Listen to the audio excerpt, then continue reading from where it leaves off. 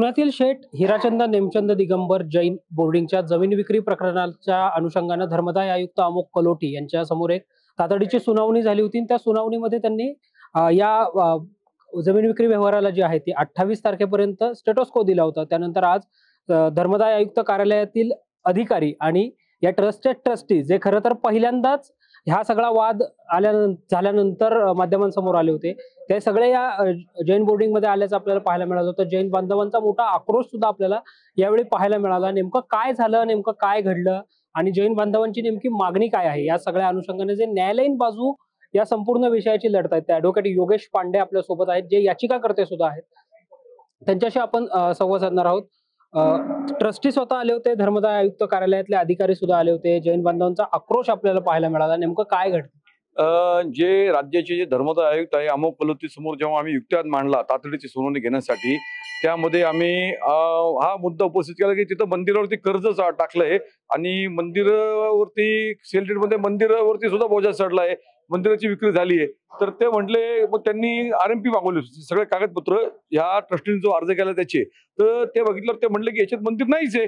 मग तुम्ही म्हणताय मंदिर आहे आणि जर ट्रस्टीने मंदिर बद्दल काही उल्लेख केला नाही, धर्मदाय आयुक्तांच्या जे आदेश झाले त्यामध्येही कुठे मंदिराचा उल्लेख नाही. मग ते म्हटलं, तर खरं काय समजायचं? मग आम्ही त्यांना एक विनंती केली की आम्ही तुम्हाला फोटो दाखवतोय, मात्र जर तुम्हाला आता हे सगळं आम्ही बोलतो ते बोलतात, तर ते म्हटले मग त्यापेक्षा असं करूया की आम्ही तातडीने आमचे जे अधिकारी आहे, सरकारी अधिकारी, ते तिथे येऊन त्याचं सर्वेक्षण करतील आणि प्रत्यक्षात मंदिर आहे की नाही आहे, किती जुनं आहे, त्याची देखभाल कोण करतं, त्याची व्यवस्था कशी आहे, असे त्यांनी ते प्रश्न मांडले.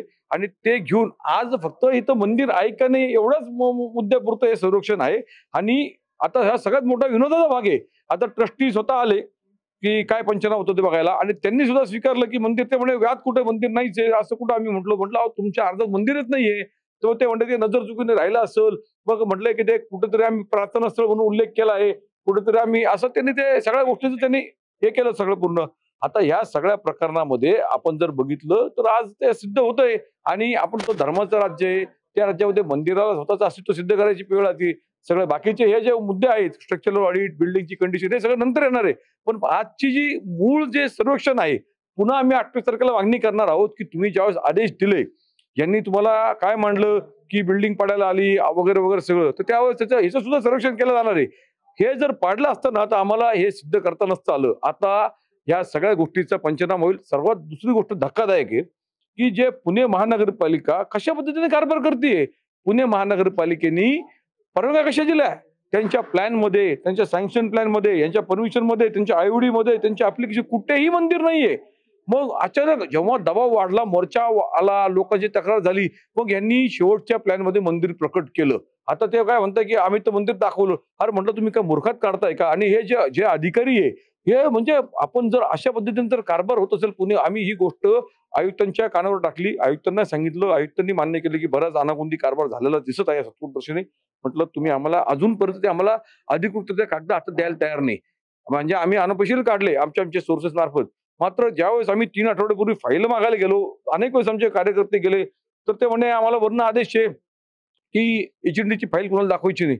अरे म्हटलं, कोणचा आदेश आहे? वरून कोण देवाने आदेश दिला तुम्हाला? म्हणजे जर अशा पद्धतीने हे सगळं जर पुण्यामध्ये जर कारभार होत असेल ना, तर हे फार भयंकर आहे. त्यामुळं आज जे समाज आक्रोशित आहे, ते ट्रस्टी इथं म्हणायला लागले की आम्ही मंदिर इथेच ठेवणार आहे, तुम्ही काळजी करू नका, रिडेव्हलपमेंट होईल, सर्वांचा विकास होईल, आपल्याला पैसे मिळतील.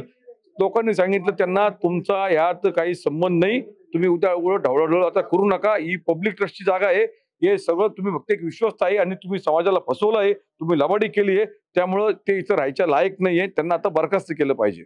माध्यमांशी बोलताना सुद्धा ट्रस्टींची भंभेरी जी आहे ते अनेकदा उडाल्याचं आपल्याला, अनेक प्रश्नांवर उडाल्याचं पाहायला मिळालेलं होतं. तुम्ही स्वतः न्यायालयीन बाजू या सगळ्यामध्ये लढताय. आता ट्रस्टी तरी येऊन या ठिकाणी गेलेले आहेत. आता पुढची मागणी काय असणार आहे तुमची पुढची? मला सर्वात जास्त एक दुःख हे होतं की मी स्वतः एक वकील आहे उच्च न्यायालयाचा. इतकं स्पष्ट पुरावे असताना यामध्ये न्यायालयाने ताबडतोब स्थगिती दिली पाहिजे होती. ज्यावेळेस याची पहिली सुनावणी झाली, म्हणजे धक्कादायक आहे आणि हे खूप वेदनादायक आहे. केवळ म्हणजे पावर किंवा मग सामान्य माणसाने न्याय कुठं मागायचा? म्हणजे प्रत्येकाने रस्त्यावर राहायचं का? मी ऑन कॅमेरा बोलतोय, म्हणजे मी वकील आहे आणि त्यामध्ये कुठल्याही मला या गोष्टीचं काय माझ्यावर उद्या कारवाई केली तर चालेल, मात्र हे सत्य कोणी नाकारू शकत नाही की तुम्ही नाकारलं आम्हाला 1 तारखेला. एवढा स्पष्ट पुरावा यापेक्षा पुरावा काय पाहिजे? अख्खं मंदिर गायब केलं यांनी, मंदिरावरती कर्ज काढलं, मंदिराला विकलं. एवढं असूनही आम्हाला मुंबई उच्च न्यायालयामध्ये सुरुवातीला आम्हाला स्थगिती आदेश दिला नाही. आम्हाला कुठेही स्थगिती आदेश मिळाला नाही. शेवटी आम्ही रस्त्यावर उतरलो, 20,000 लोक उतरले रस्त्यावर आणि तेव्हा कुठं धर्मदाय आयुक्तांकडून आम्हाला स्थगिती मिळाली. एकंदरीतच धर्मदाय आयुक्तांकडून आता 28 तारखेपर्यंतची स्थगिती जी आहे ती या सगळ्या विषयाला मिळाल्याचं पाहायला मिळालं होतं. यानंतर ट्रस्टी या ठिकाणी आलेले होते, ज्यांची या सगळ्या प्लॅनवर सही आहे ते नांदुरकर नावाचे ट्रस्टी, आणि त्यामध्ये मग जैन बांधव आणि ट्रस्टींमध्ये काहीशी बाचाबाची सुद्धा झाल्याचं आपल्याला पाहायला मिळालं. कॅमेरा पर्सन हर्षद मुजुमदारसह संकेत देशपांडे, टॉप न्यूज मराठी, पुणे. तुमची car, electric panel, data server आगीपासून सुरक्षित आहे का? नाही? मग आजच बसवा F protect temperature activated fire suppression device. यामध्ये आहे eco friendly non toxic pressurised liquid, जे आग लागल्यास क्षणार्धात ऍक्टिव्हेट होऊन आगीवरती मिळवते नियंत्रण. बसवण्यास अतिशय सोपे आणि सुटसुटीत. टेकालिपचे एक दर्जेदार उत्पादन एफ प्रोटेक्ट.